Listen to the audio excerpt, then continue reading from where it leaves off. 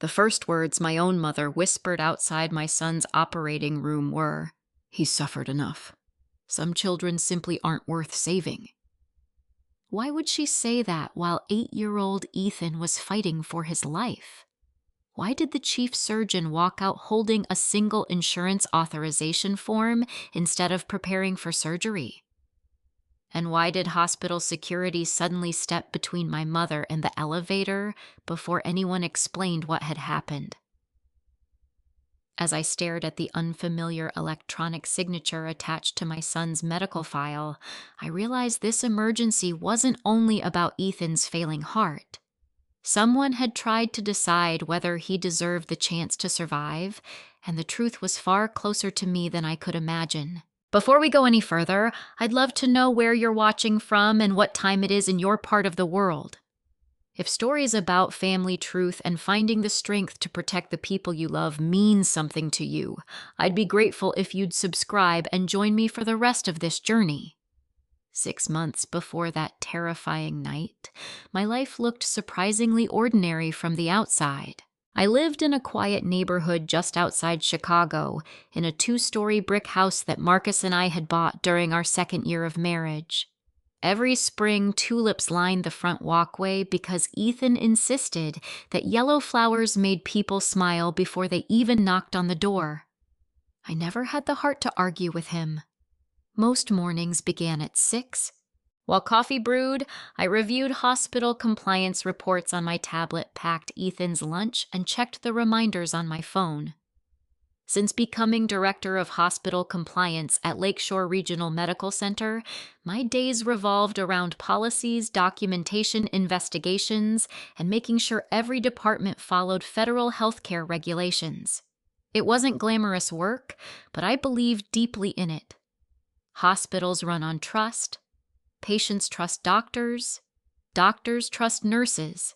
Everyone trusts that the paperwork behind every decision is accurate. One missing signature or one altered record can change someone's life forever. I understood that better than most. Ironically, I never imagined that the greatest violation of trust in my own life wouldn't happen inside my hospital. It would happen inside my own family. After Marcus died 5 years earlier in a construction accident, people assumed my world had collapsed. In many ways it had.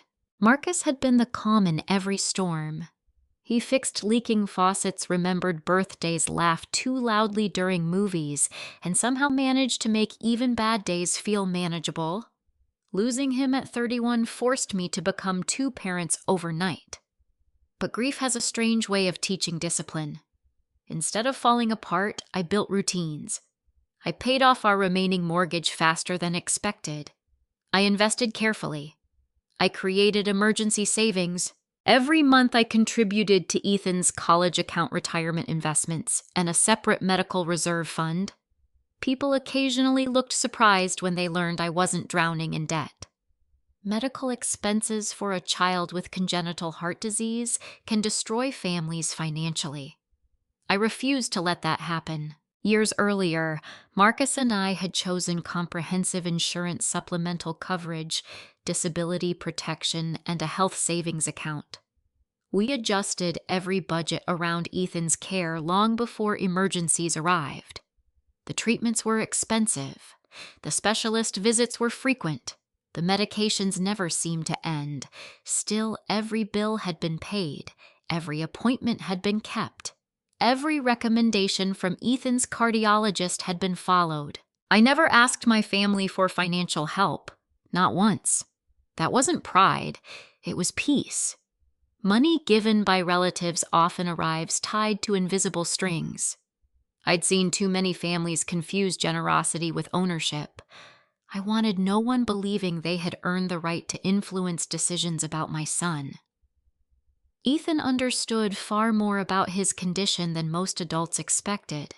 His cardiologist believed honesty reduced fear. So did I.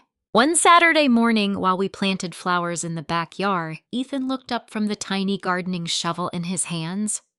"Mom." "Yeah, buddy." "Will I always have this heart?" I smiled. "You'll always have your heart."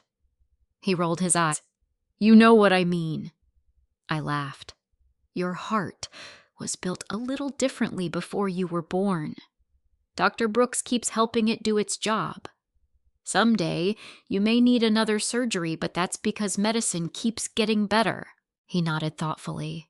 So, I'm kind of like a phone that needs updates. I couldn't help smiling. Exactly. He seemed satisfied with that answer. Children would often accept reality more gracefully than adults. That afternoon, my mother, Patricia Russell, arrived carrying 2 grocery bags and enough enthusiasm to brighten an entire block. My favorite grandson, she announced before Ethan even opened the front door. He hugged her immediately. Grandma brought cookies. I brought vegetables too, she corrected. But nobody gets excited about broccoli. Ethan whispered loudly enough for everyone to hear. That's because broccoli never tastes like cookies. She laughed. Anyone watching from outside would have seen the picture-perfect grandmother. She volunteered at church. She organized food drives. She remembered every birthday. She never forgot anniversaries. People constantly told me how lucky Ethan was to have such a loving grandmother. For a long time, I believed them. While Ethan played video games upstairs, Patricia helped me organize groceries. You've lost weight, she observed. I'm busy. Busy isn't the same as healthy. I eat. I shrugged. Whenever hospital regulations give me permission? She smiled politely, then her expression shifted into something more thoughtful. You know, here it comes, I thought. You're still young. I continued placing canned soup inside the pantry. I suppose. You don't have to spend your whole life taking care of everyone else. I'm taking care of one little boy. Exactly. Her voice remained gentle. You've dedicated everything to Ethan. He's my son. I know. She hesitated. I just don't want you forgetting you deserve a future too. There wasn't anything offensive about those words. Not on their own. Most people would probably agree with her. But conversations like this had become increasingly common. Always calm. Always sympathetic. Always ending in the same direction. Your future, your freedom, your life after Ethan, I answered carefully. My future includes Ethan. She smiled. Of course. Then she changed the subject. At least it seemed that way. So, who handles everything if something happens while you're at work? I frowned slightly. What do you mean? Emergency contacts. The school has them. No, I mean hospital paperwork. My hospital? No, Ethan's. I do. What if you're unconscious? I have legal documents. Oh. She nodded casually. Who has copies? My attorney. And no one else. She looked disappointed for only a fraction of a second before smiling again. That's smart. The conversation drifted elsewhere. At the time, I didn't think much about it. Looking back, every question had been incredibly specific. Over the next several weeks, similar conversations kept happening. Sometimes while folding laundry, sometimes during dinner, sometimes while driving Ethan to baseball practice. She never asked directly. She simply wandered toward the subjects: medical insurance, emergency contacts, life insurance, estate planning, power of attorney, trusts, beneficiaries.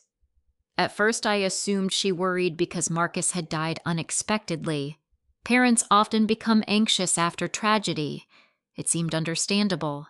Then one afternoon, she surprised me with a neatly organized binder. I made something for you. Inside were color-coded tabs, medical records, insurance, important contacts, property documents, emergency numbers, passwords. I blinked. You did all this. I thought if something happened, everything would be easier. It must have taken forever. Oh, I enjoy organizing.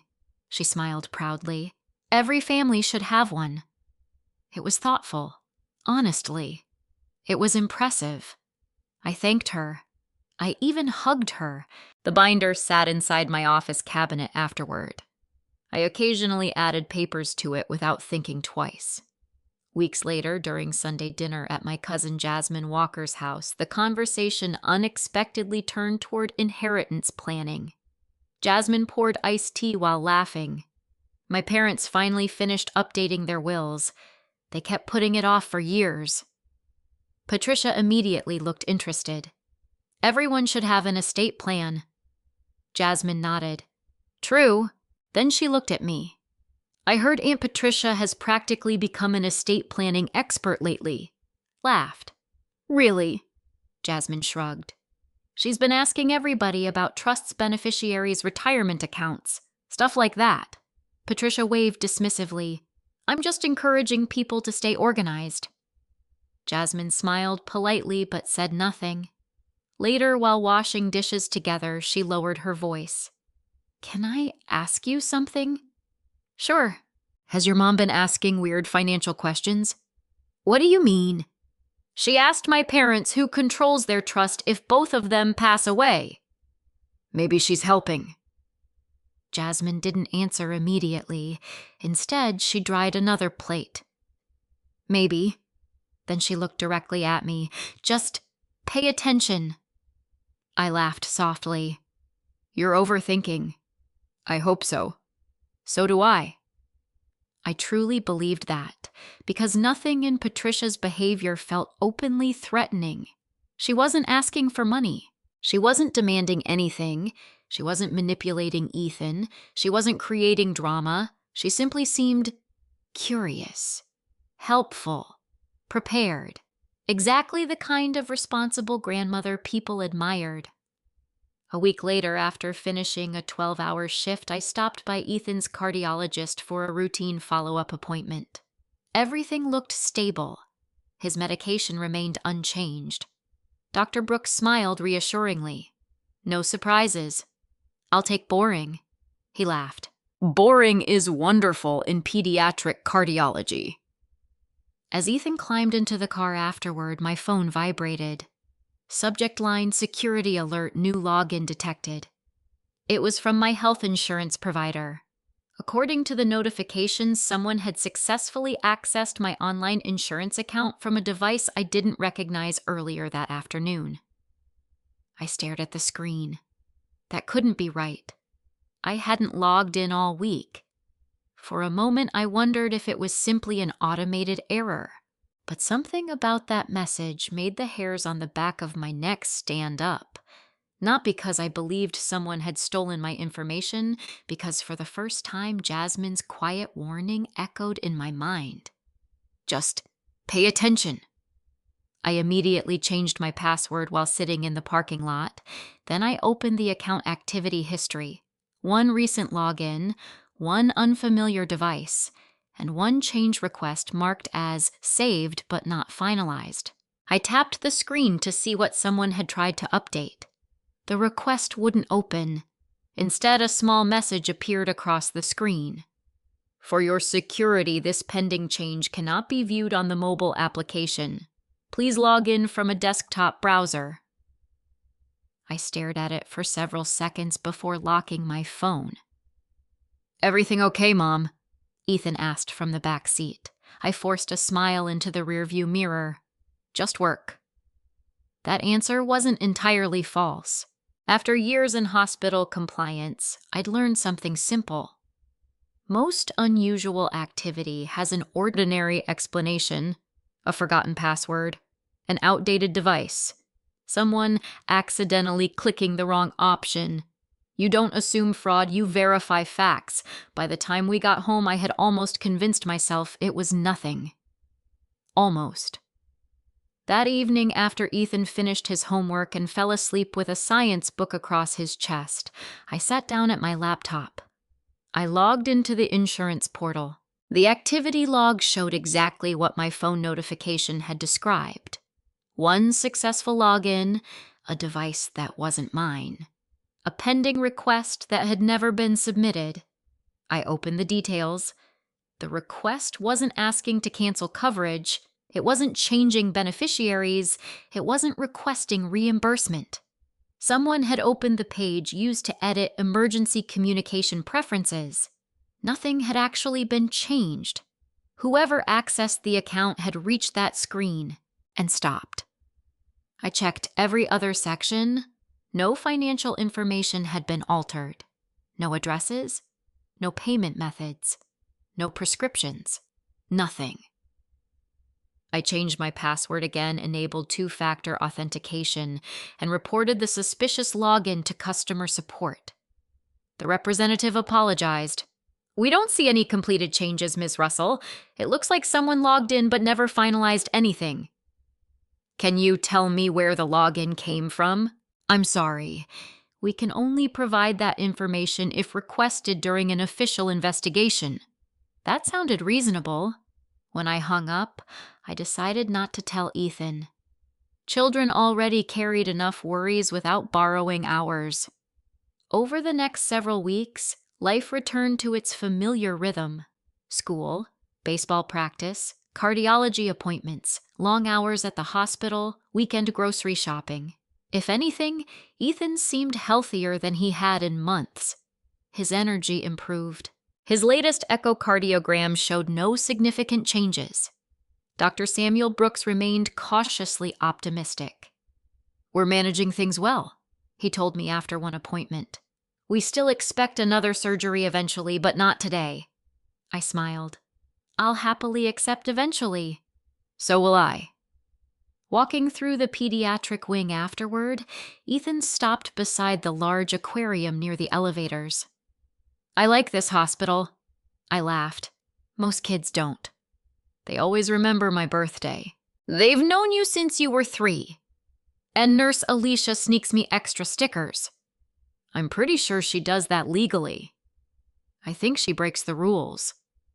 "Considering where I work, don't tell me that." He grinned. Moments like those made the difficult years worthwhile. Our life wasn't easy, but it was stable. Until the middle of October. It happened on a Wednesday. I was leading a compliance meeting when my phone vibrated twice. I ignored it. Then it vibrated again. Only a handful of people would call 3 times in a row. I excused myself and stepped into the hallway. The caller ID read Lincoln Elementary School. I answered immediately. "This is Jade."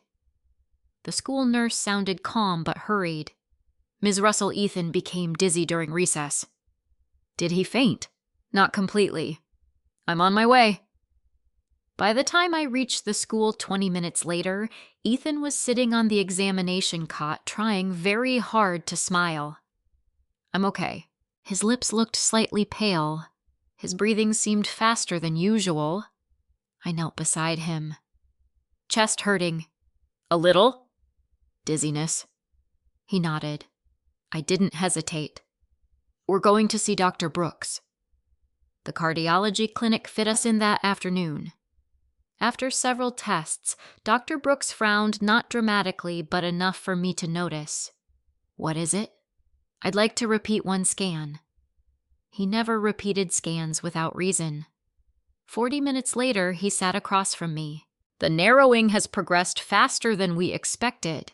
"How much faster?" "We need to monitor him very closely." "Surgery." "Not today." He paused. "But I don't think we'll be able to wait much longer." Driving home, neither Ethan nor I spoke much. That night, Patricia called. How did the appointment go? I hadn't told her yet. "How did you know we had one?" "You posted a picture from the waiting room." "I forgot." "So," I explained Dr. Brooks's concerns. Patricia became unusually quiet. Finally, she said softly, "Maybe this is your sign." "My sign? To slow down." "I am slowing down." "No." Her voice remained gentle. "I mean, your whole life." "I don't understand." "You've built everything around hospitals. My son has a heart condition." "I know." "You say that like it's temporary." "I'm saying you're exhausted." "I'm managing." "Are you—" She sighed. "I hate seeing you live like this." "I appreciate that. You still have years ahead of you. So does Ethan." Silence. Not long, only a second, but long enough for me to notice. Then she changed the subject. Would you like me to come over Saturday? I can organize that emergency binder again. I hesitated. Sure. When she arrived that weekend, Ethan was outside playing catch with our neighbor. Patricia carried fresh muffins and another stack of neatly labeled folders. You've become quite the filing expert, she smiled. It helps me feel useful. We spent nearly an hour updating documents. She asked practical questions. When does Ethan's insurance renew? January. Still using the same specialist? Yes. Any changes to emergency contacts? No. What about medical power of attorney? My attorney still has everything. She nodded. You really should keep digital copies. I already do. She looked surprised. Oh. At one point, my phone rang from the kitchen. It was work. A physician had questions about a federal audit. I need 5 minutes. Take your time, Patricia said. I'll finish alphabetizing these. When I returned, she was closing the binder. Everything appeared exactly as before. Nothing looked disturbed. Nothing seemed unusual. She kissed Ethan goodbye before leaving. I'll see you both next week. Life continued for another 12 days. Then, just after 8 o'clock on a rainy Monday evening, Ethan dropped his spoon during dinner. He pressed one hand against his chest. Mom? His voice barely rose above a whisper. I don't feel right. His face turned gray. The spoon clattered across the hardwood floor. Ethan!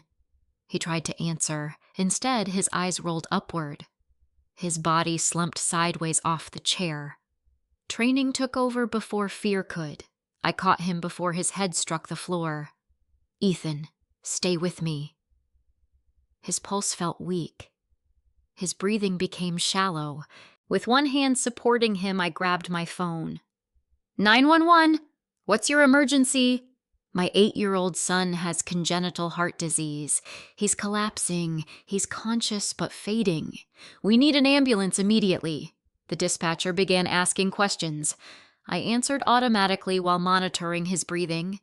Within minutes, flashing lights reflected through the rain-streaked windows. Paramedics rushed inside carrying equipment. One recognized Ethan immediately. We've transported him before.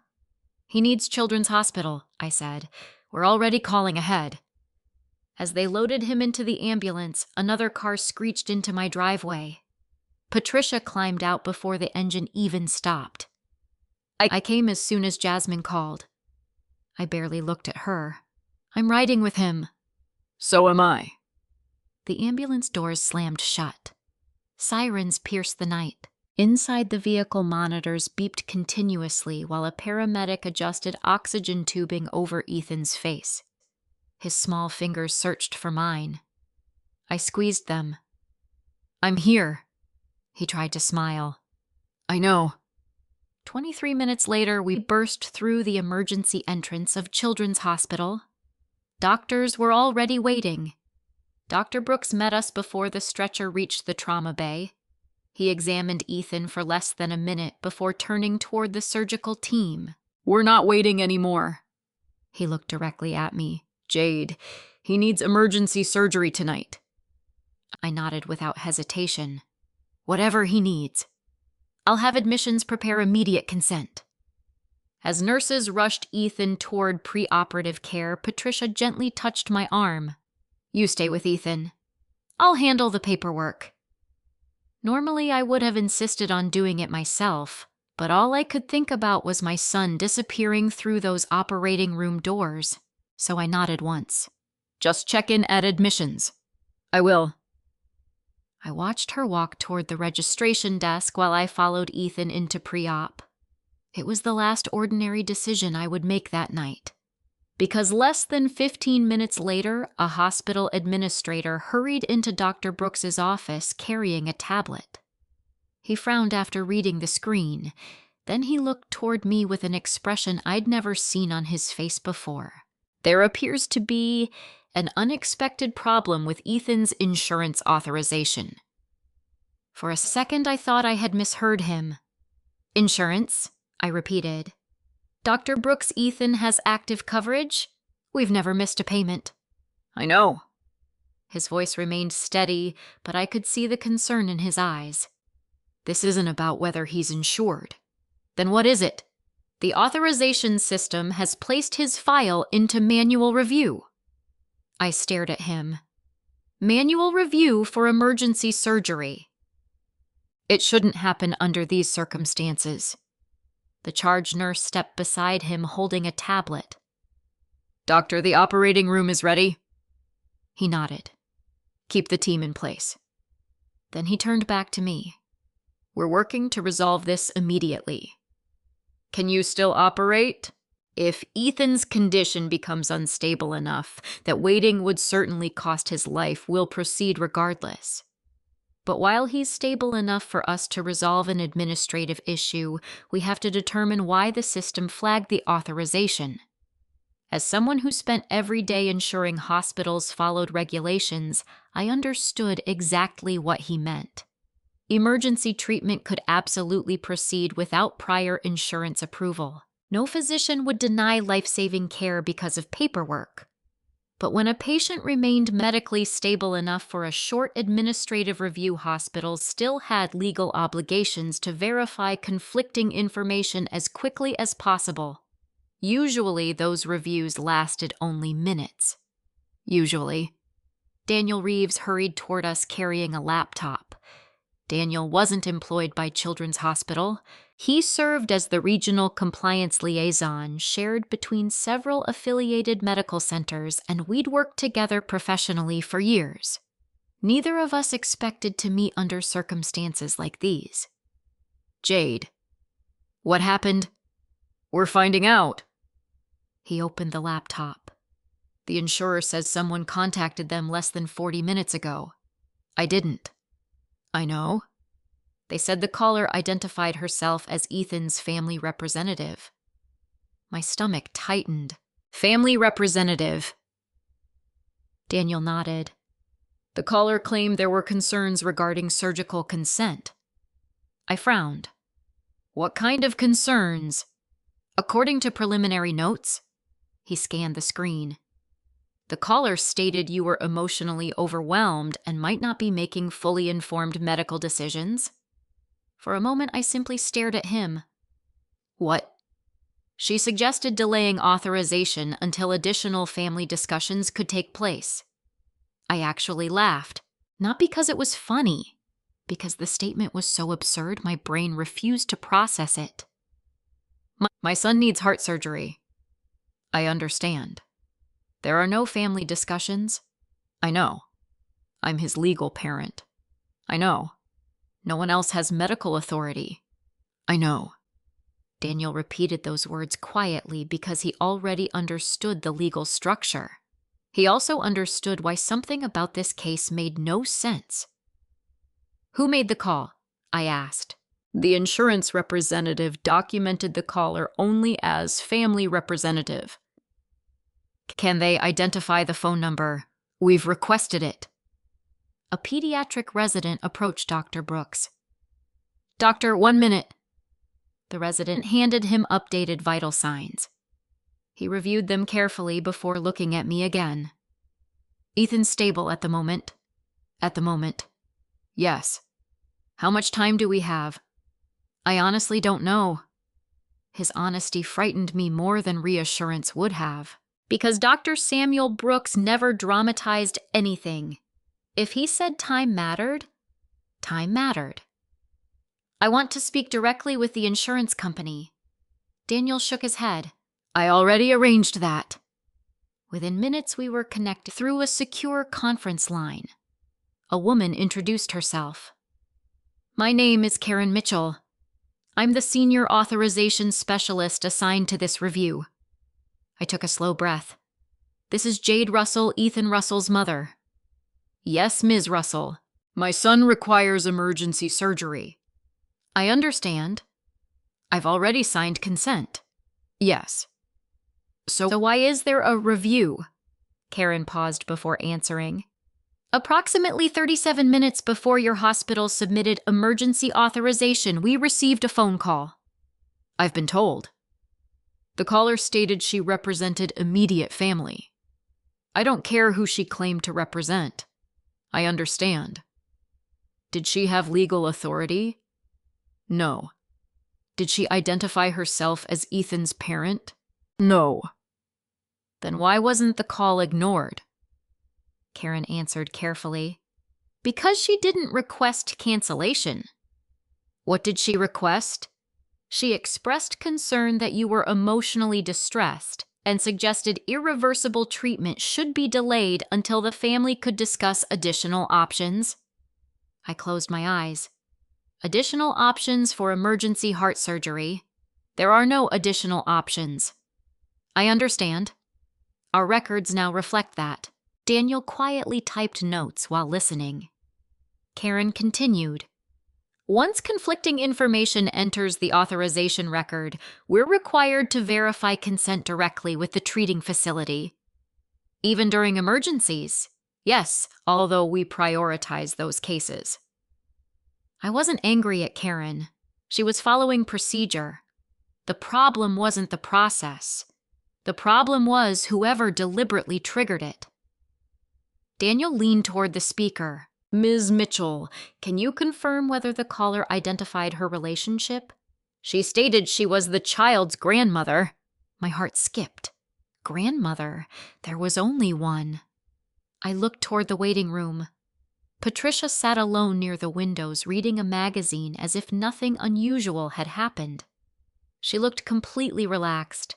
No anxiety, no tears, no pacing. She even smiled politely when she noticed me watching. For one impossible second, I convinced myself it couldn't be her. Maybe someone misunderstood. Maybe another relative called. Maybe no. Stop guessing. Verify facts. The rule I taught every investigator. Daniel seemed to read my thoughts. We're requesting the recorded call. Karen hesitated. That requires supervisory approval. We'll wait. No. Daniel's voice became firmer. The patient is in active emergency treatment. This recording may directly affect medical decision-making and internal compliance review. Karen remained silent for several moments. I'll escalate immediately. The call ended. I leaned against the hallway wall. This can't be happening. Daniel closed the laptop. We don't know who made the call. They said grandmother. Yes, but we still verify. I nodded slowly. Evidence, not assumptions. That principle had guided my entire career. It had to guide me now. Several minutes later, Dr. Brooks returned from the ICU. Ethan's condition hasn't worsened. I released a breath I hadn't realized I was holding. But we're approaching the point where every additional delay increases unnecessary risk. I understand. I need this resolved. So do we. He looked toward Daniel. Any progress? We're waiting for the recording. Dr. Brooks folded his arms. In 28 years of surgery, he stopped himself. What?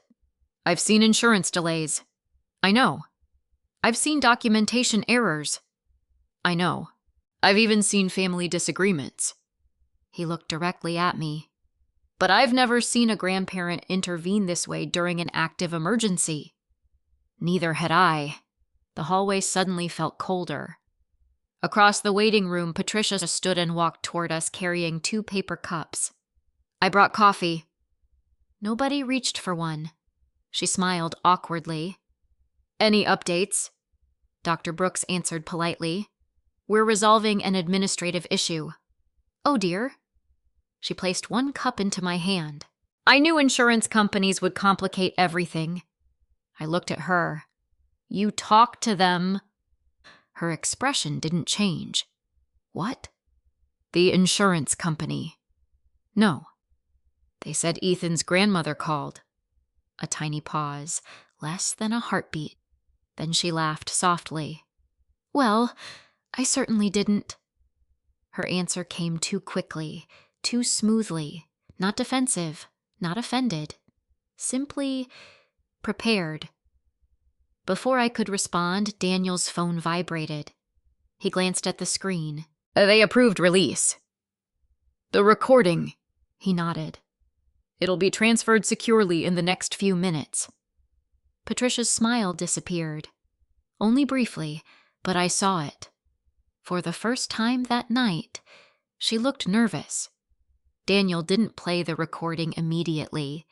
Instead, he looked at me with the kind of expression compliance officers reserve for moments when procedure matters more than emotion.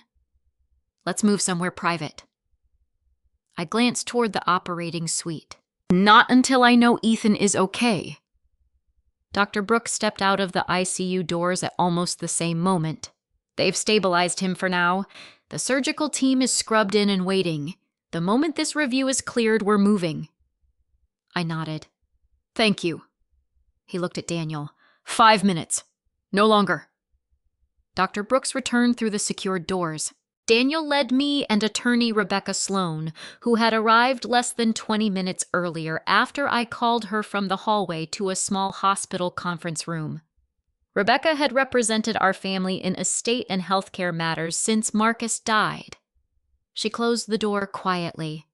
No interruptions. Daniel connected his encrypted laptop to the room's speaker. I want to explain one thing before we listen. Neither Rebecca nor I spoke. The insurance representative didn't simply send us the audio. He clicked open a document. They also sent call metadata. What does that include? I asked. Time. Duration. Originating phone number. Verification questions.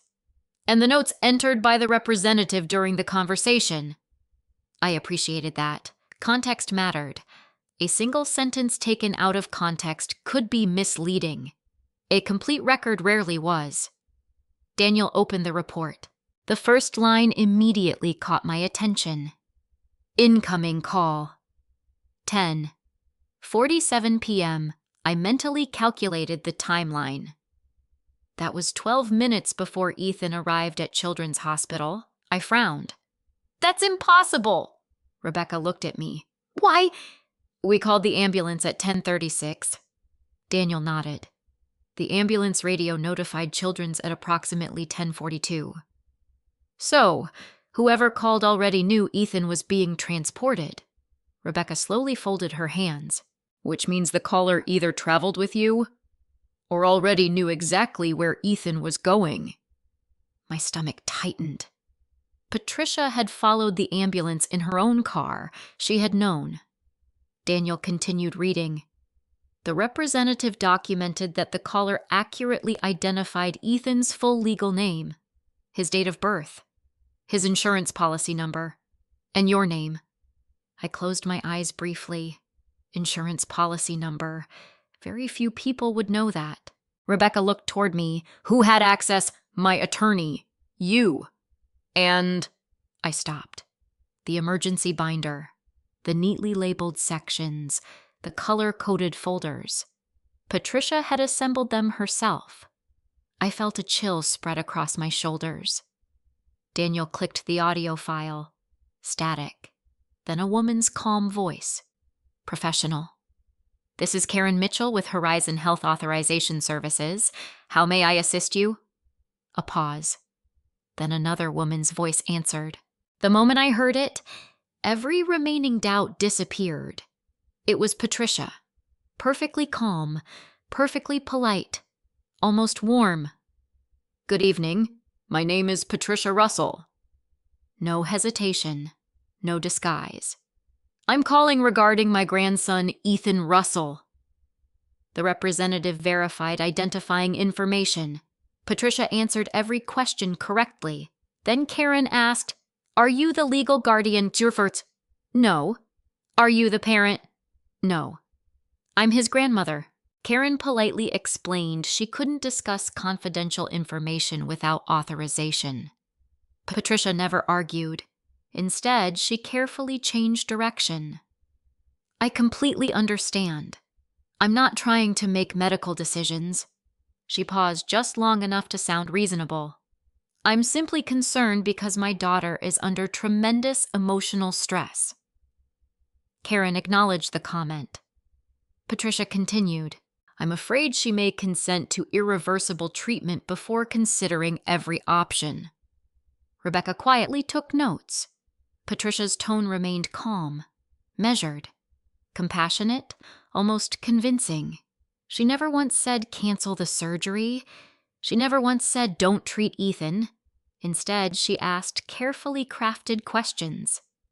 If there are concerns about informed consent, wouldn't additional review protect everyone involved? I only want to be sure proper procedures are followed. Karen responded exactly as protocol required. If conflicting information is presented, we document it and notify the treating facility. Patricia thanked her, repeatedly. Then she ended the call. The recording lasted just under 7 minutes. Nobody spoke after it ended. The silence felt heavier than the audio itself. Finally, Rebecca broke it. That wasn't accidental. Daniel nodded. No. Every sentence was intentional. I looked at the transcript on the screen. I work in compliance. My own voice sounded distant. I've spent years teaching staff how people manipulate policies without technically breaking rules. Rebecca looked at me gently. And your mother understood enough to do exactly that. Daniel enlarged another section of the report. The metadata confirms the call originated from Patricia Russell's cell phone. He clicked another file. The insurance company also preserves system timestamps. Several entries appeared. 10:47 p.m. incoming call. 10:54 p.m. internal alert generated. 10:55 p.m. emergency authorization flagged. 11:03 p.m. Children's Hospital submission received. 11:05 p.m. manual verification initiated. Daniel looked at me. The timeline fits perfectly. Rebecca quietly added, without that phone call, Ethan's authorization would likely have processed automatically. Neither of them needed to finish the sentence. Every additional minute after that existed because someone had deliberately created doubt. I leaned back in my chair. For years, I had believed my mother's worst habit was controlling conversations, correcting people, needing to be right, wanting appearances maintained. This was different. This required planning, knowledge, preparation. Rebecca closed the transcript. Jade. I looked at her. We need to separate two issues. I'm listening. The first is your son's medical care. The second is your mother's conduct. We don't allow one to interfere with the other. I nodded. She was right. Nothing mattered more than Ethan. Everything else could wait. Daniel's phone rang. He answered immediately. Reeves. He listened for several seconds. Then his shoulders relaxed. Understood. He hung up. The insurer has officially removed the authorization flag. Relief flooded through me so suddenly that my knees nearly gave out. They're proceeding immediately. Before anyone could say another word, Dr. Brooks opened the conference room door. We're taking Ethan now. I hurried beside him. Outside the operating suite, Ethan lay on the rolling bed beneath warm blankets. His face looked pale beneath the overhead lights, but he managed a tiny smile when he saw me. Hey, Mom. I forced myself to smile back. Hey, buddy. You look worried. I always look worried in hospitals. He smiled weakly. That's true. I brushed the hair away from his forehead. You remember what Dr. Brooks said? I'm going to take a nap. And when you wake up, my heart's going to work better. Exactly. He reached for my hand.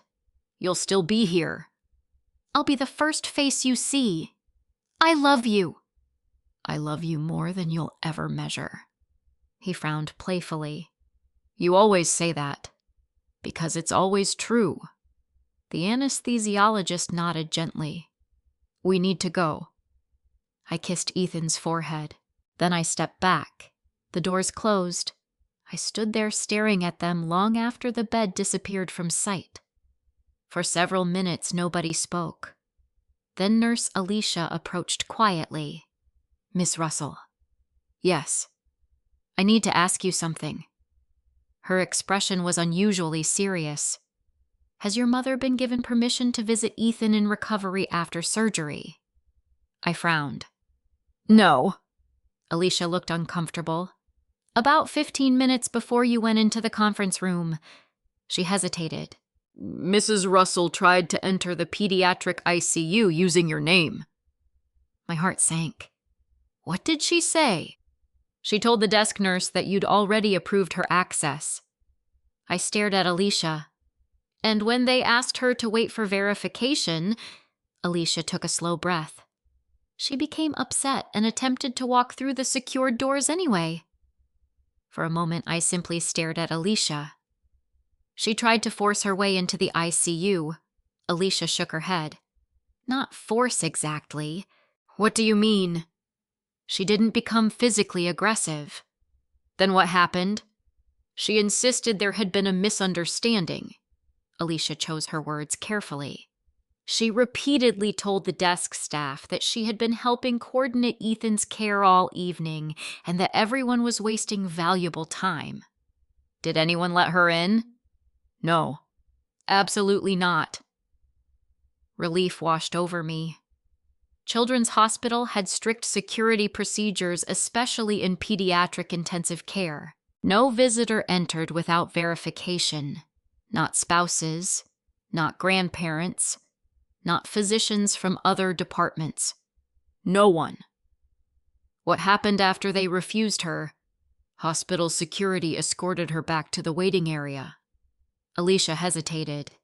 "She wasn't arrested or removed. She simply became very emotional." I almost laughed at the irony.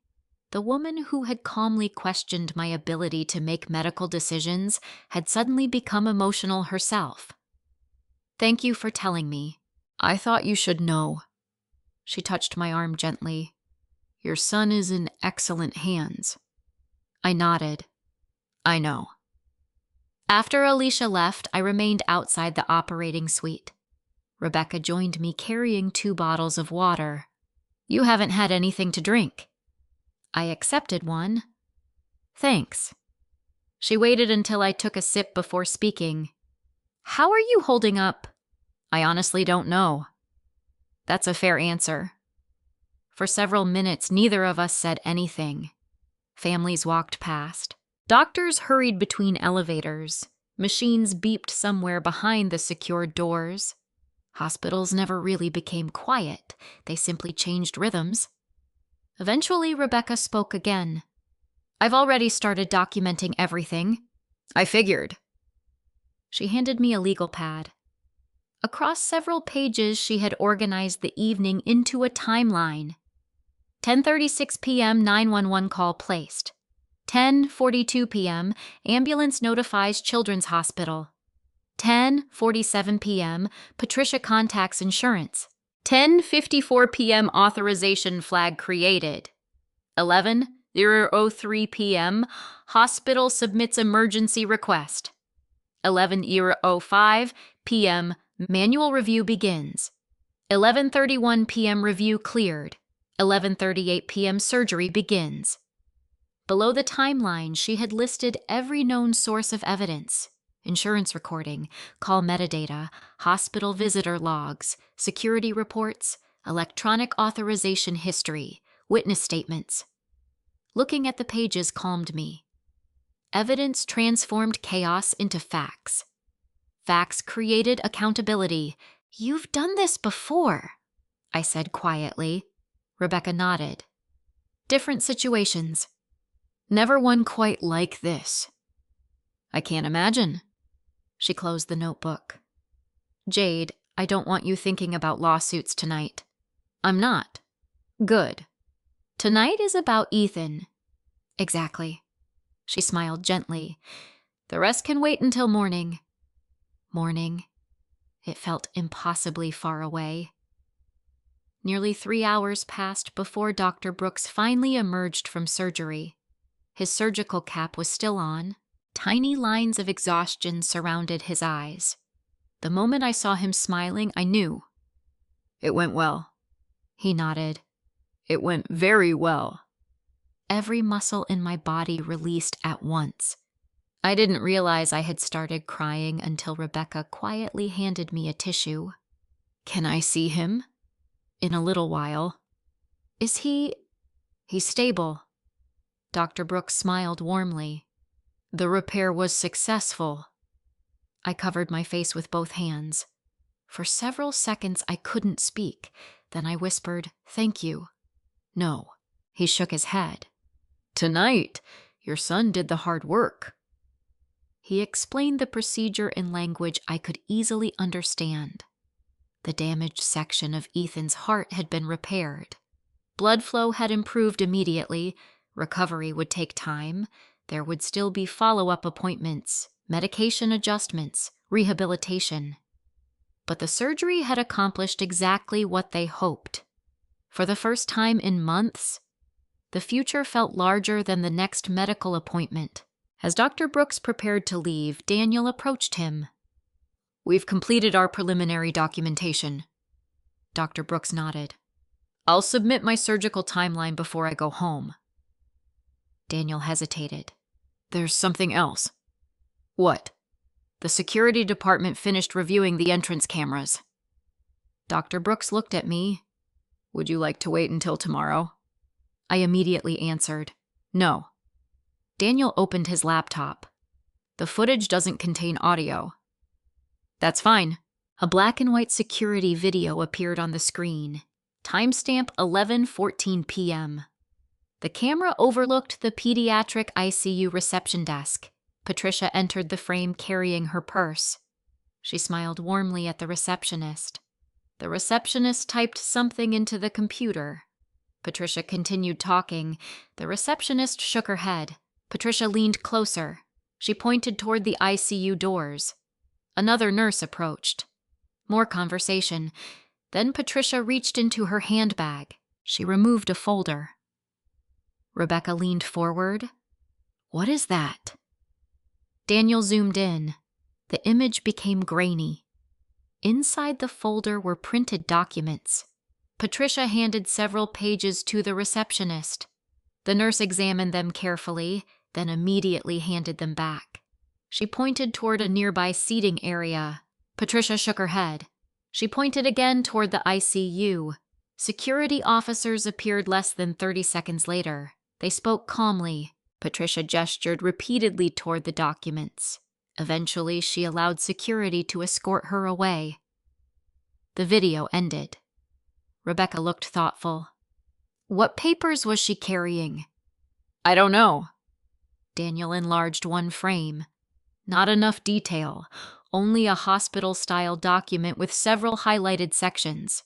Nothing readable." Rebecca tapped her pen against the table. "I'd like to know exactly what she attempted to present." "So would I." Daniel nodded. "We've already requested the incident report." Before anyone could continue, a uniformed hospital security supervisor knocked gently on the conference room door. "Mr. Reeves." "Come in." The supervisor carried a sealed evidence envelope. We located copies of the documents Mrs. Russell presented to the ICU desk. My pulse quickened. "Copies?" "Yes." "When visitors submit paperwork affecting patient access, staff scan everything before returning originals. That policy suddenly seemed brilliant." He handed the envelope to Daniel. Daniel carefully removed several scanned pages. The first document was harmless, a copy of Patricia's driver's license. The second contained Ethan's basics patient information. The third made every person in the room fall silent.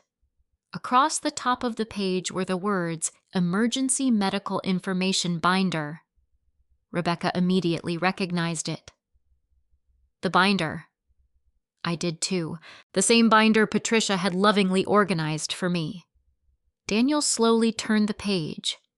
Someone had attached printed summaries containing my insurance information, emergency contacts, policy numbers, hospital identification, everything neatly labeled, everything perfectly organized, everything Patricia had insisted on creating months earlier.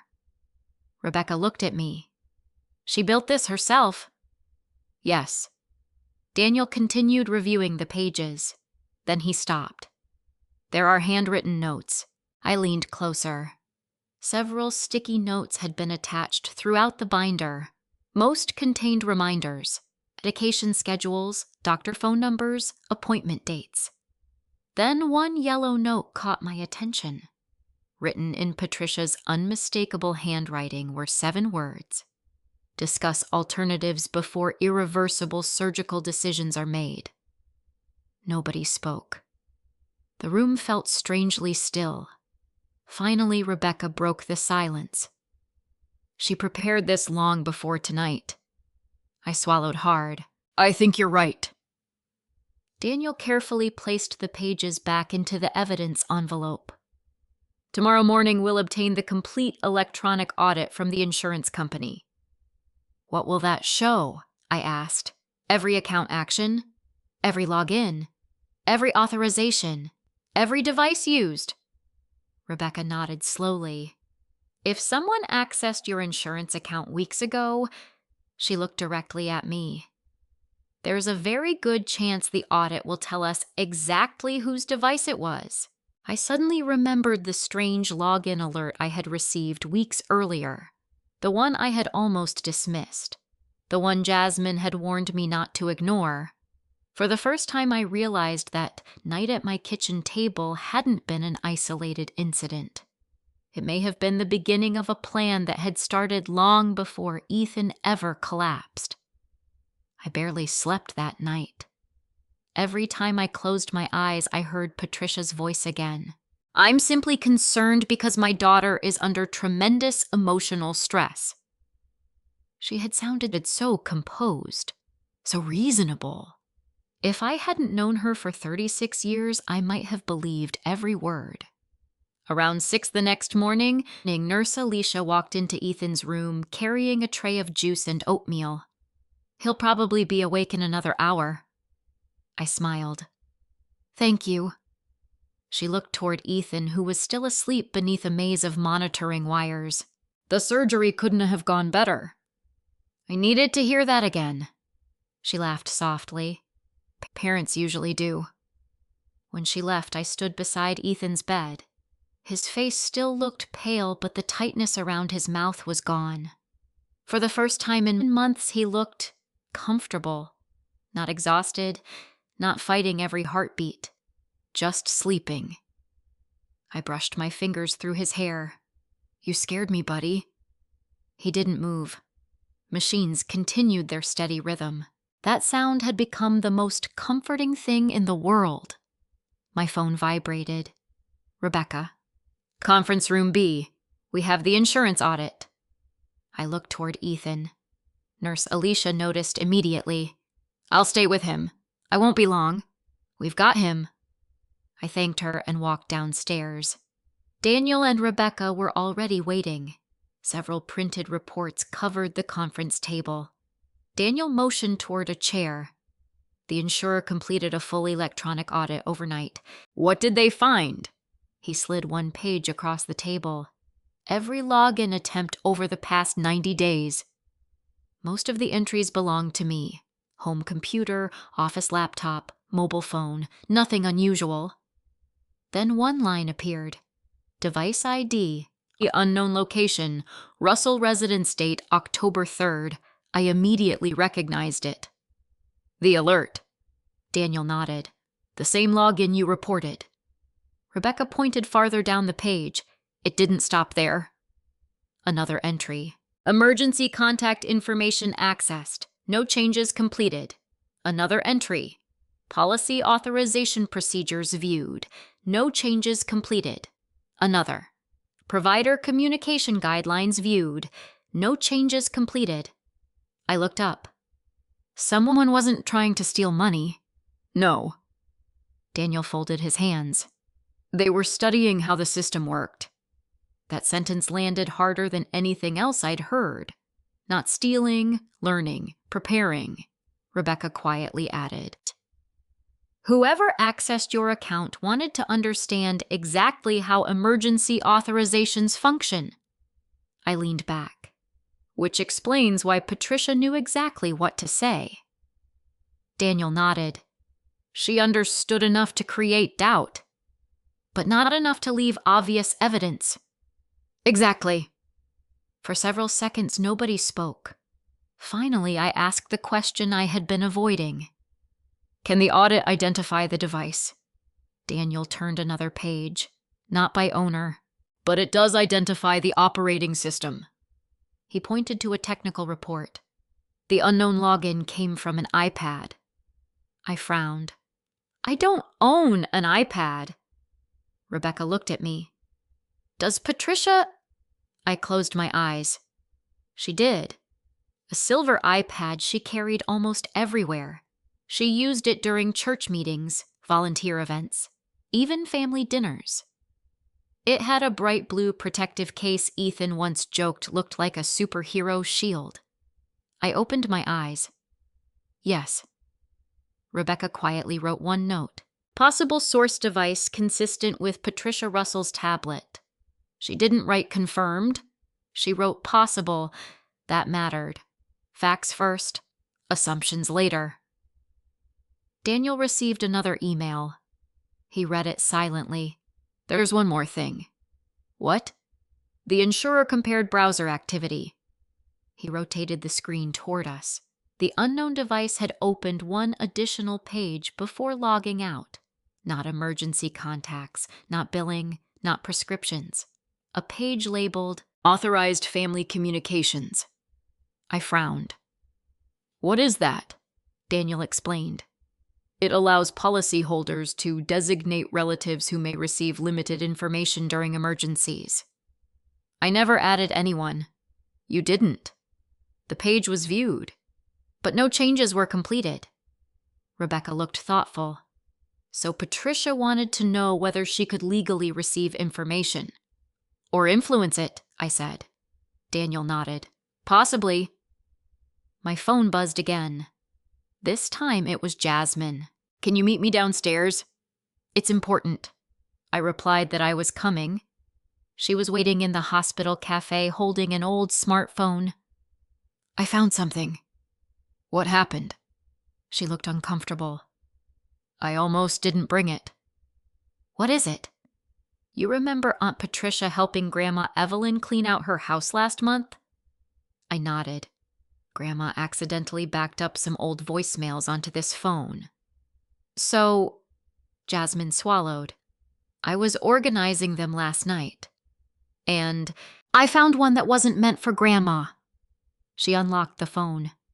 It looks like Aunt Patricia called Grandma, but the voicemail went through because she accidentally dialed the wrong saved number.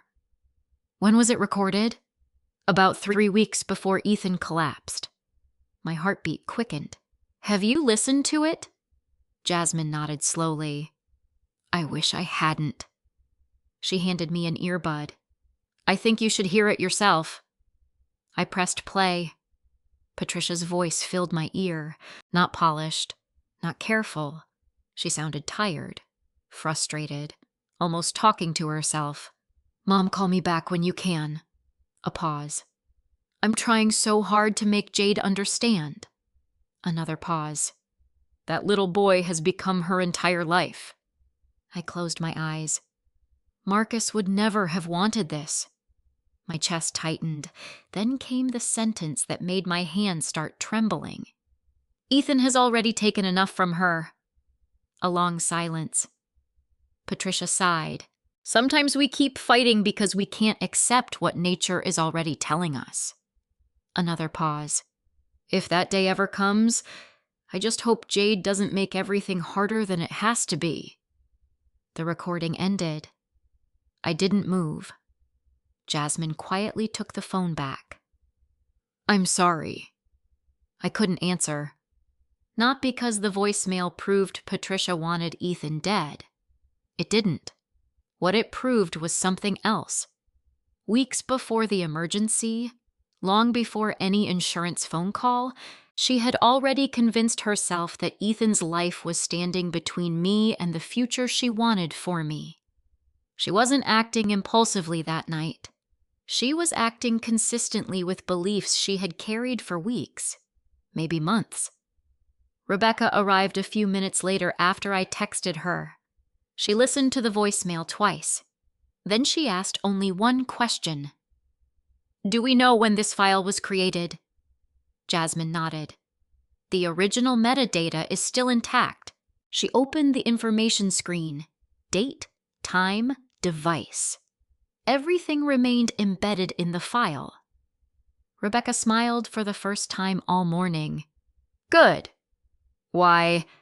Because authenticity matters." She looked at me. "If Patricia ever claims someone edited this," she tapped the metadata, "the original creation record will tell a very different story." Before I could respond, Daniel hurried into the cafe. "The hospital ethics committee just contacted me." Rebecca stood. "When? They've scheduled a formal review." "Tomorrow morning." I frowned. "A review of what?" Daniel answered quietly. "Everything.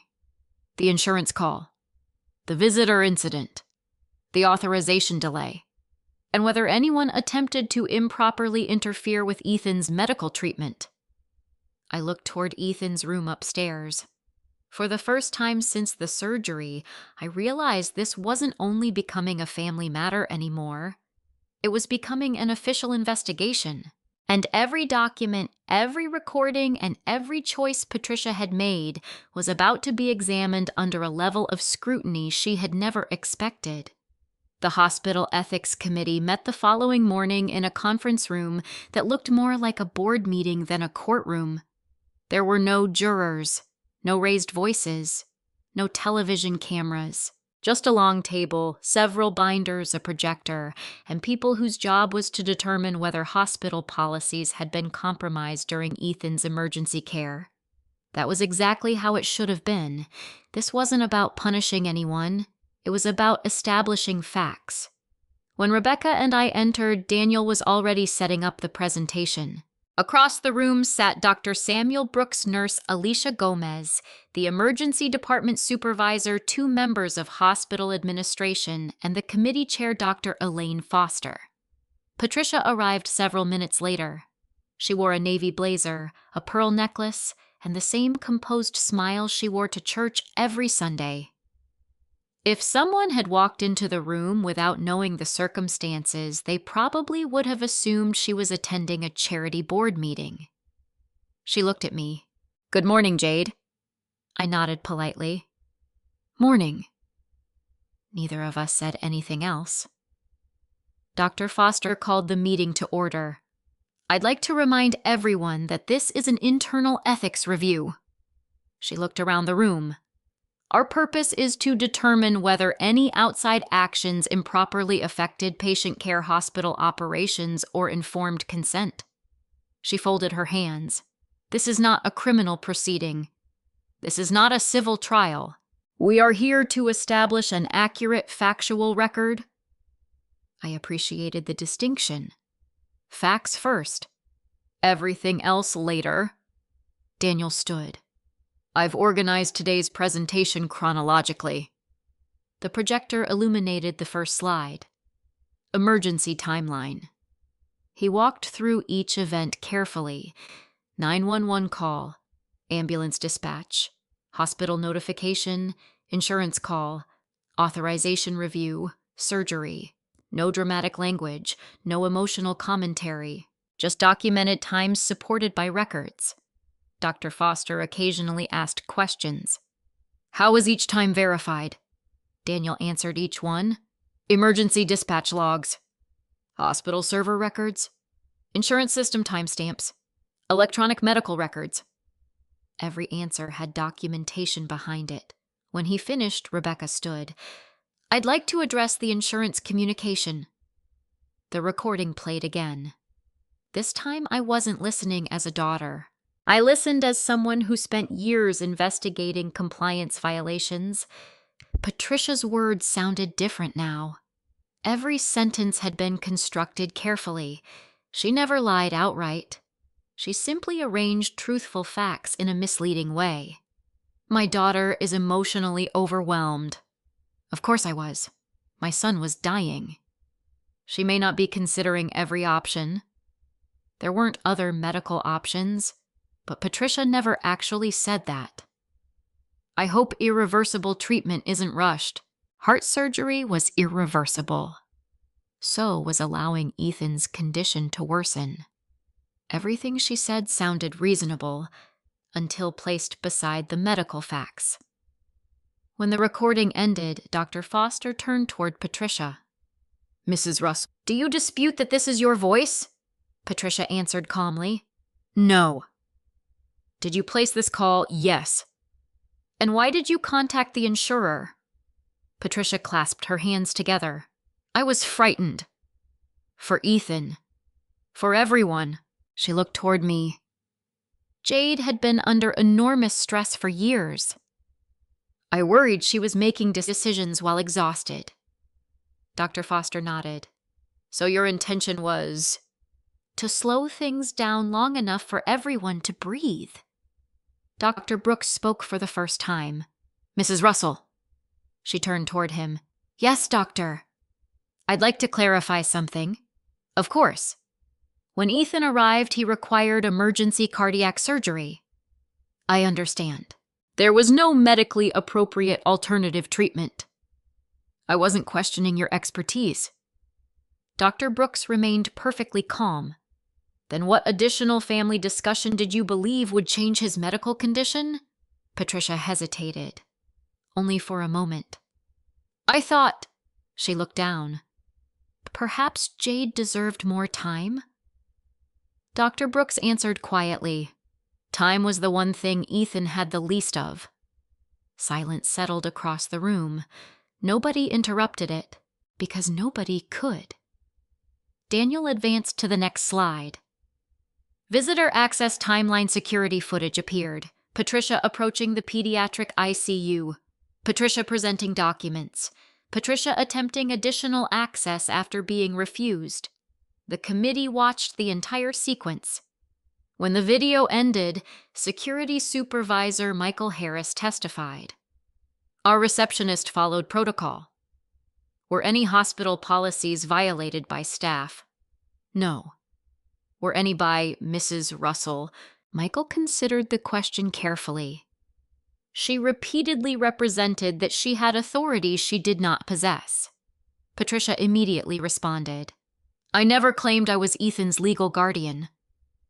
Michael nodded. That's correct. You did not.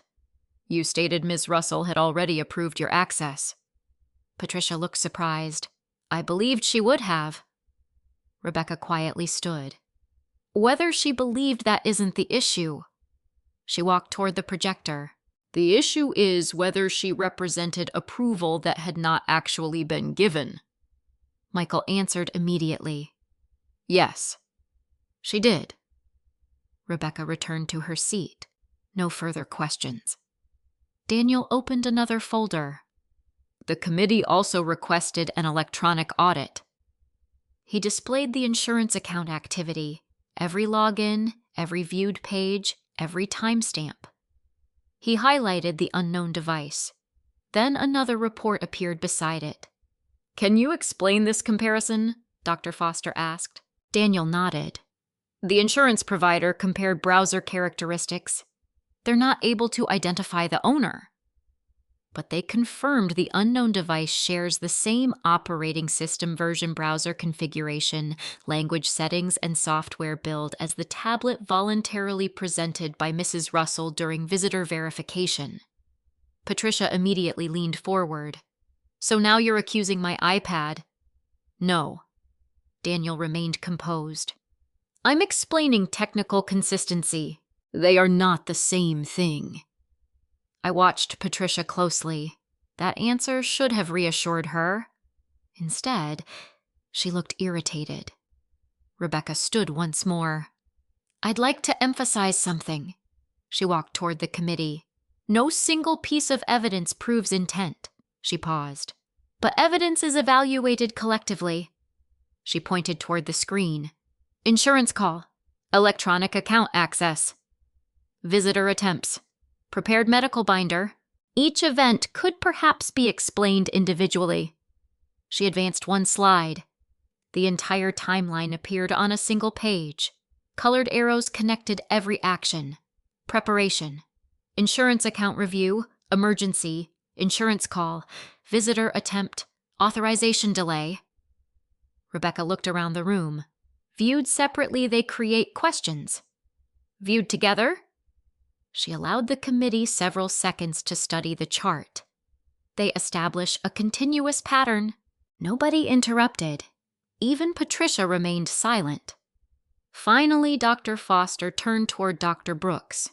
Doctor, if authorization had remained delayed significantly longer, he answered without hesitation, Ethan's risk of catastrophic cardiac failure would have increased substantially.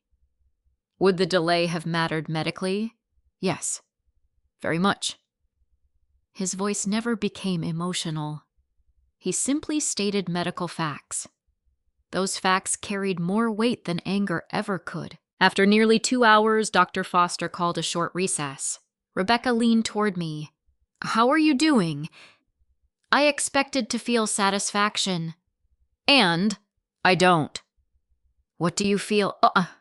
I looked through the conference room window. My son is alive. That's all I keep thinking about. Rebecca smiled gently. That's probably healthy. When the committee reconvened, Dr. Foster read the preliminary findings. The committee concludes that unauthorized outside communication created unnecessary administrative complications during an active medical emergency. She continued reading. No evidence suggests hospital staff acted improperly. Emergency treatment ultimately proceeded appropriately. However, the committee finds that Mrs. Patricia Russell repeatedly attempted to influence administrative processes without legal authority. She looked directly at Patricia. We will recommend additional policy changes regarding third-party communications during emergency authorization reviews. Patricia stared quietly at the table. For the first time since this ordeal began, she looked genuinely defeated. As everyone began gathering their files, she stood slowly. Jade? I turned. May I speak with you? Rebecca immediately looked at me. You don't have to. I thought about it for several seconds, then I nodded once. I'll listen. Patricia's shoulders lowered with visible relief. There are things I need you to understand, I answered calmly. Tomorrow. Not today. She looked disappointed. Please. I shook my head. Today belongs to Ethan. Without waiting for another response, I walked out of the conference room. Behind me, I heard nothing except the quiet sound of papers being gathered. And for the first time in my life, I realized that silence from my mother said more than any explanation she could have offered. The next afternoon, after Ethan finished his physical therapy session, I found Patricia waiting exactly where she said she would be. The hospital had a small healing garden tucked behind the rehabilitation wing. It wasn't large. A few winding brick paths circled flower beds and maple trees. There was a fountain in the center, and patients often sat nearby while recovering from surgery. Marcus had loved places like this. He used to say hospitals needed reminders that life continued outside their walls. Patricia was sitting on a wooden bench when I arrived. For the first time in days, she wasn't dressed as though she were attending an important meeting. She wore a simple gray sweater, no makeup, and her hair was loosely pulled back. She looked older than I remembered, not physically, emotionally. She stood when she saw me. I wasn't sure you'd come. I said I'd listen. She nodded. I appreciate that. Neither of us sat immediately. The fountain filled the silence between us. Finally, I took the bench opposite her. I don't have long. I know. She folded her hands together. I've been trying to decide where to begin. Try the truth. Her eyes dropped toward the ground. I suppose that's fair. Several seconds passed before she finally spoke. I never wanted Ethan to die. I didn't respond. I know that's what everyone believes. I know that's what it looks like. But it isn't true. I looked at her quietly. She continued. When Marcus died, her voice cracked for the first time. I watched you disappear. I didn't disappear. You stopped living. I became a mother who had to survive. You became nothing except Ethan's caretaker. I shook my head. That's not the same thing. She sighed. You stopped traveling. You stopped dating. You stopped taking vacations. You worked longer hours. You canceled plans whenever Ethan had another appointment. She looked at me with genuine sadness. I missed my daughter. For a brief moment, I understood exactly what she meant. Not because she was right, but because I could finally see the version of me she had been watching all those years. A widow. A working mother. A parent whose calendar revolved around medications, insurance renewals, specialist appointments, blood tests, and emergency phone calls. She hadn't imagined that life. She had witnessed it. I know my life changed, I said quietly. It had to. She nodded. I kept telling myself that someday it would get easier. It did. No. She shook her head. Every year brought another surgery, another hospital, another crisis. I smiled sadly. That's what loving a child with a chronic illness looks like. I know. No. I leaned forward slightly. You know what it looks like from the outside. You don't know what it feels like. She opened her mouth, then closed it again. For the first time in our conversation, she had no answer. After another long silence, she spoke again. When the doctor said emergency surgery, I panicked. I thought, she hesitated. I thought if someone slowed everything down, you might have one more chance to think. I stared at her. Think about what? She whispered the answer. What your life would become if something went wrong. I frowned. You wanted me to prepare for losing my son. While he was still alive. Tears filled her eyes. I wasn't thinking clearly. No. You were thinking very clearly. She looked confused. What? You researched my insurance. You organized my medical files. You learned authorization procedures. You called the insurer before I even reached the hospital. You tried entering Ethan's ICU room. Those weren't emotional decisions. They required planning. Her shoulders slowly slumped. I continued calmly. You didn't act for 5 minutes. You acted for weeks. She covered her face with both hands. I know. I know. I'm ashamed. I believed she meant that. The tears looked real. Her voice shook naturally. She wasn't performing for anyone. There was no audience, no ethics committee, no church friends. Just the two of us. But sincerity doesn't erase consequences. After several moments, she lowered her hands. I kept telling myself I was protecting you. I convinced myself that if... She stopped.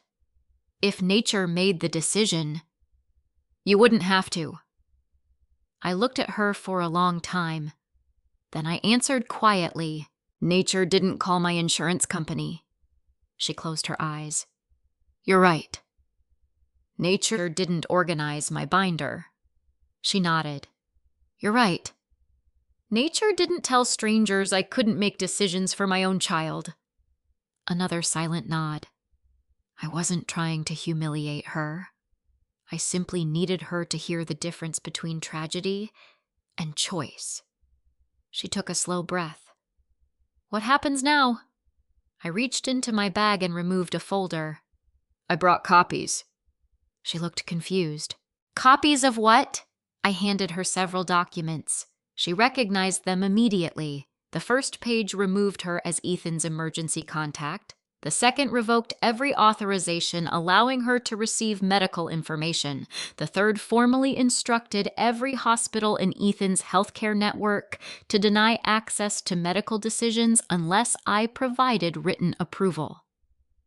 The fourth was a revised estate plan prepared by Rebecca. Patricia stared at the pages without speaking. You changed everything. I protected everything. She slowly looked up. You don't trust me anymore. I answered honestly, No. The word hung quietly between us.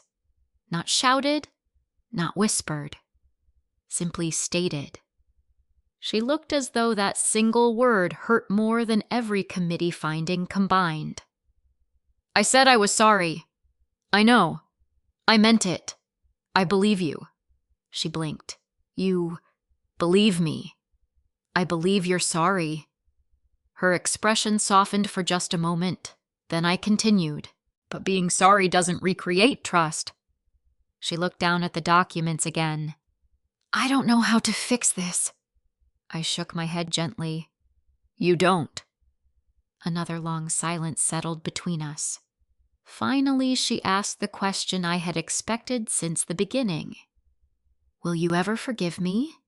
I considered it carefully, not because I didn't know the answer, because I wanted the answer to be honest. I probably already have. She looked up surprised. What? I don't want to spend the rest of my life hating you. Hope briefly appeared across her face. Then I finished. But forgiveness isn't the same thing as access. The hope disappeared. I continued. I can let go of anger. I cannot ignore evidence. You tried to place yourself between my son and the medical care he needed. I will never allow anyone that opportunity again. She nodded slowly. I understand. I hope you do. Because this wasn't punishment. It wasn't revenge. It was the natural consequence of choices she had made repeatedly. When I stood to leave, she remained seated beside the fountain. Jade. I turned. I do love Ethan. I know. She looked relieved. Then I quietly added, but love without good judgment can still be dangerous. She lowered her head. I suppose that's true. I walked back toward the hospital entrance. Before I reached the doors, my phone vibrated. It was a text from Nurse Alicia. Someone wants to talk to you. When I entered Ethan's room, he was awake, sitting upright in bed, slowly eating strawberry gelatin. He smiled the moment he saw me. Mom? Hey, buddy. He hesitated. Then he asked the question I had been dreading ever since this nightmare began. Is Grandma mad at me? For a second, I couldn't answer. For a moment, I couldn't answer. Not because I didn't know what to say, because I understood that whatever came out of my mouth next would become part of how Ethan remembered this chapter of his life. Children don't simply remember events. They remember the explanations adults give them. I pulled my chair closer to his bed. No, sweetheart. He looked relieved for a second, then he frowned. Then, why hasn't she come to see me? I reached for his hand. Sometimes adults make decisions that hurt people even when they think they're doing the right thing. He looked down at the blanket. Did Grandma hurt you? The question caught me off guard. Not because it was difficult, because he hadn't asked whether she had hurt him. He wanted to know whether she had hurt me. I smiled gently. Yes. He squeezed my fingers. I'm sorry. I laughed softly through unexpected tears. You don't have to apologize. I wish everybody could just be nice. So do I. He was quiet for a while. Then he asked, Do you still love Grandma? Children have a remarkable way of asking the hardest questions with the simplest words. I thought carefully before answering. I'll always care about her. But right now, I need to make choices that keep us safe. He nodded slowly. Like when you tell me not to touch a hot stove? I smiled. Exactly like that. You can still love someone, but if they aren't safe, you don't keep touching the stove. He considered that for several seconds before smiling. I understand. I wasn't sure he truly did, but he understood enough. That was all I wanted. 2 weeks later, Ethan came home. Neighbors filled our refrigerator before I even had time to grocery shop. Jasmine organized a schedule so friends could help with school pickups, meals, and errands. Dr. Brooks personally called every Friday for the first month just to check on Ethan's recovery. Each week brought something we hadn't enjoyed in a long time. More energy, more laughter, longer walks, less fear. One afternoon, nearly 3 months after surgery, Ethan asked if we could ride our bicycles around the neighborhood. I almost said no out of habit. Then I remembered what Dr. Brooks had told us during our last follow-up. He's finally beginning to live like other children. So we rode our bikes. Not far, not fast, but far enough for Ethan to stop beside the neighborhood pond and grin at me. Mom, what? I beat you. You absolutely did. He laughed so hard that a family feeding ducks nearby turned to look. For the first time in years, his laughter wasn't followed by coughing, or exhaustion, or shortness of breath. It was simply laughter. 6 months after the surgery, we returned to Children's Hospital for Ethan's comprehensive evaluation. Dr. Brooks studied the latest scans for several minutes. Finally, he leaned back and smiled. If I didn't know this heart belonged to Ethan, he tapped the image. I'd think I was looking at a completely different child. I felt my shoulders relax. So we're okay. He nodded. We're more than okay. Ethan still needs regular follow-up. But today? He looked directly at Ethan. Today you get to be an 8-year-old. Ethan pumped his fist. Does that mean pizza? Dr. Brooks laughed. I think that's above my pay grade. Outside the hospital, Ethan looked at the large glass building where we'd spent so many frightening nights. I don't think I'll miss this place. I smiled. I hope you only come back to visit Dr. Brooks. Deal.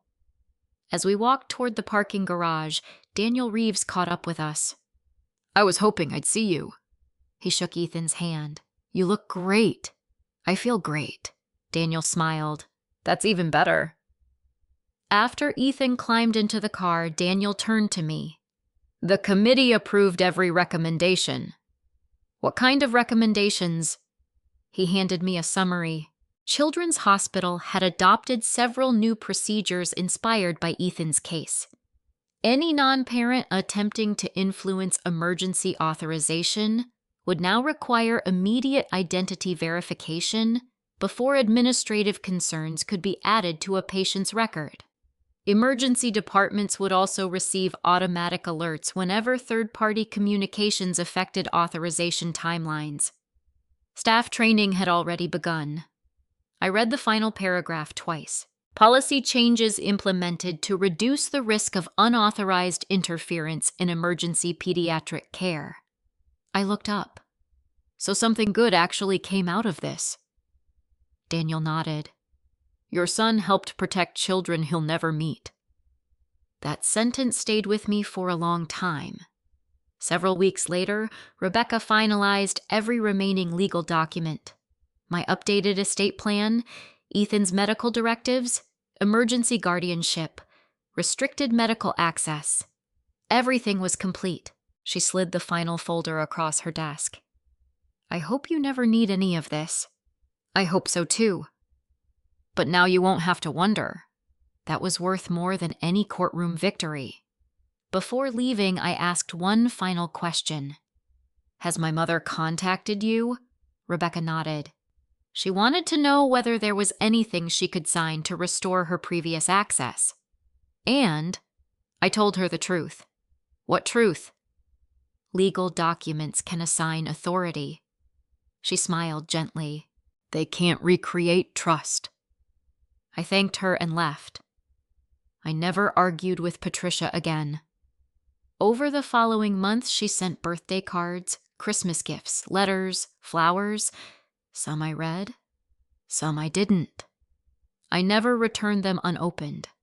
But I never reopened the door she had closed herself. That wasn't cruelty, it was consistency. People often imagine boundaries as walls built out of anger. Mine weren't. They were built out of evidence, out of documented choices, out of the understanding that protecting my son was more important than protecting anyone's feelings, including my own. One warm spring afternoon, Ethan and I planted new yellow tulips along the front walkway. The old ones had finally stopped blooming.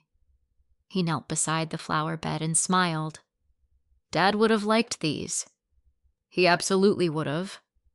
He patted the soil around the final bulb. I think he'd be proud of us.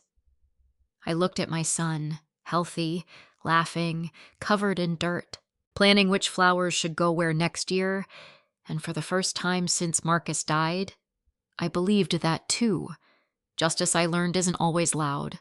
Sometimes it looks like careful records, honest conversations, firm boundaries, and the quiet decision to protect the people you love, even when the hardest person to protect them from is someone who once promised to love them too. Life has a way of teaching us that the deepest wounds don't always come from strangers.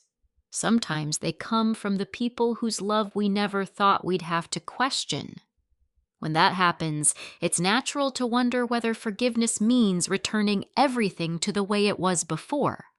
In my experience, it doesn't. Forgiveness can free your heart from carrying bitterness every day. Boundaries, however, protect your future from repeating the same pain. Those are two different choices, and neither one cancels the other. You can wish someone peace while still refusing to give them access to the parts of your life they once endangered. If you've ever been made to feel guilty for protecting yourself or your children from unhealthy family dynamics, I hope this story reminds you that choosing safety isn't an act of revenge. It's an act of responsibility. Evidence, patience, and calm decisions often accomplish far more than anger ever could. I'd love to hear your thoughts. Have you ever had to set difficult boundaries with someone you loved? What helped you move forward without losing yourself? Share your experience in the comments, because someone reading your story may find the courage they need today. If stories like this resonate with you, thank you for spending your time here. I hope you'll subscribe and join us for more conversations about resilience, justice, healing, and the strength it takes to build healthier futures. This is a fictional story created for entertainment, education, and reflection.